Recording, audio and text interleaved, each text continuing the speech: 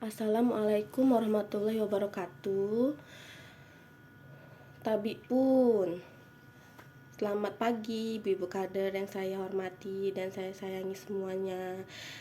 Pada pagi hari ini izinkan saya untuk memperkenalkan diri saya kembali. Pasti udah ada yang tahu dong siapa saya ya.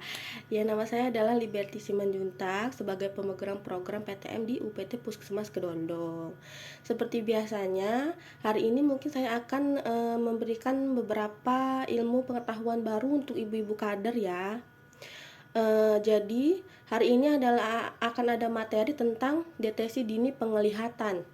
Nah, setelah saya memberikan materi ini, saya harap kepada ibu-ibu kader nantinya bisa melakukan deteksi dini penglihatan kepada masyarakat yang memeriksakan kesehatannya di Posbindu.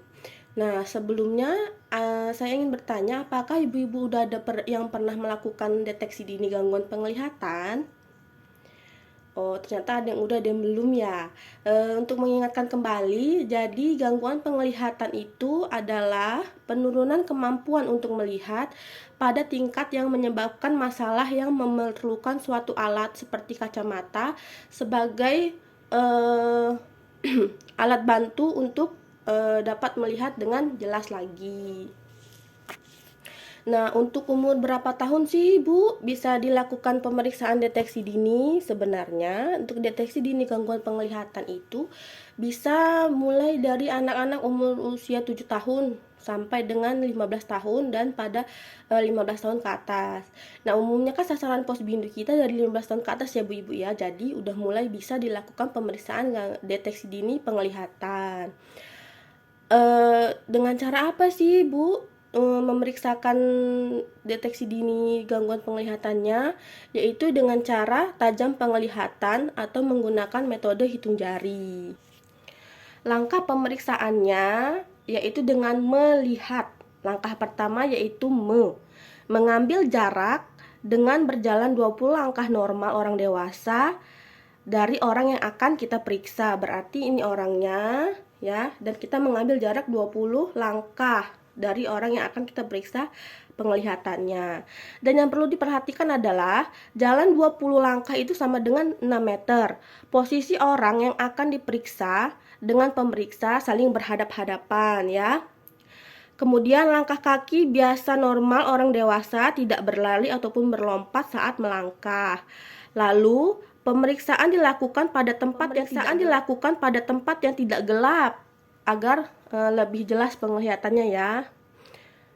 Tempat terang ataupun pencahayaan yang bagus itu yang lebih diutamakan. Kemudian baik pemeriksa maupun yang diperiksa tidak boleh berada pada sorot lampu agar tidak kesulitan dalam melihat. Langkah yang kedua yaitu lakukan hitung jari mulai dari mata kanan, mata kiri ditutup. Nah, mata kiri untuk mengetes mata kanan yaitu dengan cara mata kiri ditutup ya, mata kiri yang kita periksa ditutup. Kemudian lanjutkan pemeriksaan yang sama dengan mata kiri. Jadi kalau mata kanan yang diperiksa, mata kiri yang kita tutup. Kalau mata kiri yang diperiksa, mata kanan ditutup dengan telapak tangan. Nah, yang harus diperhatikan adalah jari pemeriksa dan mata yang diperiksa harus sejajar ya, ibu-ibu ya. Nggak boleh lebih tinggi atau lebih rendah. Kemudian mata yang diperiksa secara bergantian dengan penutup salah satu mata yang tidak diperiksa. Mata ditutup harus dengan telapak tangan agar tidak mengintip di sela-sela jari tangan, dan tidak boleh menekan bola mata karena nanti kalau udah ditekan bola matanya jadinya kabur penglihatannya ya malahan.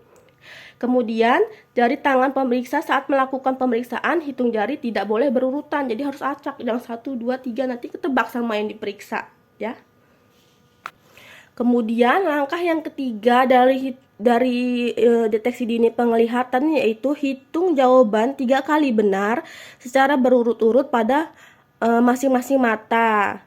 Kalau 3 kali berturut-turut dia benar tebakannya, jawabannya, berarti matanya tidak mengalami gangguan penglihatan. Tapi jika hanya 2 yang benar, 1 yang salah, itu adalah berarti yang kita periksa mengalami gangguan penglihatan.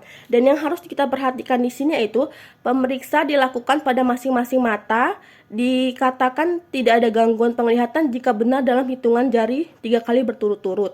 Dan jika dalam penglihatan 3 kali hitung jari tersebut ada salah, maka dicurigai mempunyai gangguan penglihatan. Kemudian, kalau memang yang kita periksa mengalami gangguan penglihatan, segera kita lakukan rujukan ke fasilitas kesehatan tingkat pertama, yaitu puskesmas. Sampai di sini ibu-ibu mengerti ya apa ada. Saya rasa pasti ibu-ibu semua sudah mengerti ya dengan penjelasan yang saya berikan. Jikalau ada pertanyaan bisa untuk bertanya.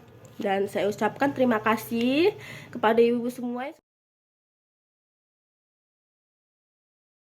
Assalamualaikum warahmatullahi wabarakatuh. Tadi pun baik, kita kenalan dulu ya ibu-ibu. Nama saya adalah Rahmawati. Saya dari Puskesmas Kedondong, Kabupaten Pesawaran. Baik, di sini saya akan memberikan materi tentang aktivitas fisik. Ayo, ada yang tahu aktivitas fisik itu apa? Ya, benar Ibu Lilis. Jadi, aktivitas fisik itu adalah setiap gerakan tubuh yang dapat meningkatkan pengeluaran tenaga atau energi. Ayo, contohnya apa? Ayo, Ibu Lisa, tahu tidak contohnya? Ya, jadi contohnya adalah membersihkan rumah, mencuci piring, mencuci baju, menyapu, mengepel, berkebun, menyetrika. Itu adalah contoh dari aktivitas fisik.